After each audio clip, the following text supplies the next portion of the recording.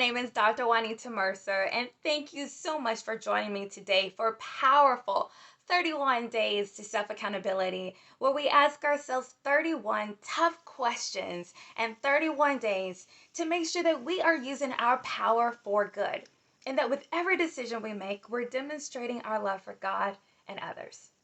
Today is day 19, and today's tough question is, have I genuinely prayed about this? Now, let's first talk about what prayer is. Prayer is a conversation with God. It's not talking at God, it truly is a conversation. And effective communication with God is just as important as effective communication in any other relationship that we have. So we cannot forsake it. And I'm thankful that God has given me an acronym for prayer to show us exactly what prayer is. And it's not just one of these things, but it's all of these things. P, present your request, right? Tell God what you need. Tell Him what you want. Tell Him what your heart's desire is. The Word tells us that whatever we ask for in faith, God is willing to give it to us. R, read the Word. And not really just read it, but research it. What has God already said about your situation? What is His heart for the things that you desire? Anytime I begin to pray and have that conversation with God, I first start by saying, God, what have you already said? And I use my Bible app to search the topic and about, what I'm needing at that time. And it's truly insightful. And truly, by the time I get done reading all that God has already said, I probably already have my answer, right? But if there's still some lingering things, the next thing we have to do is await the answer with great anticipation, right? Expect God to give you an answer. Expect God to respond to you, right? It's a conversation.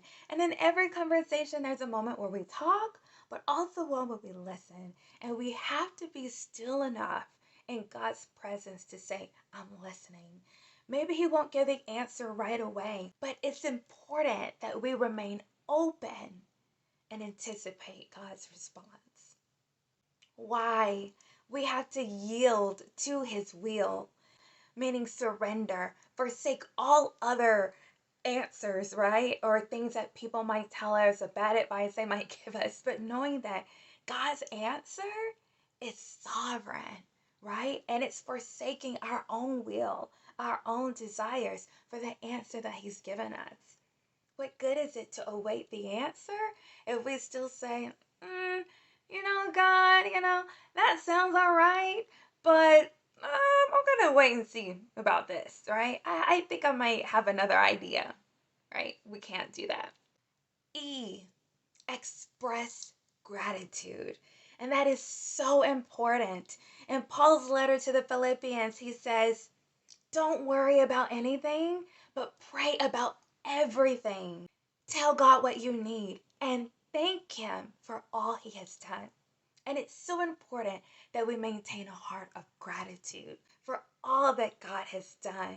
But it's also an opportunity to remember what God has done and think about all the things that He's already brought you through and knowing that He will not forsake you. And then R, reveal yourself. Be honest with God. Confront your issues. Confess the things that you have done wrong. Because only the things that we confess can we confront. And if we don't confront it, God cannot correct it. So reveal yourself. I pray that this was a blessing to you and that it encourages you to have deeper and more meaningful conversations with God.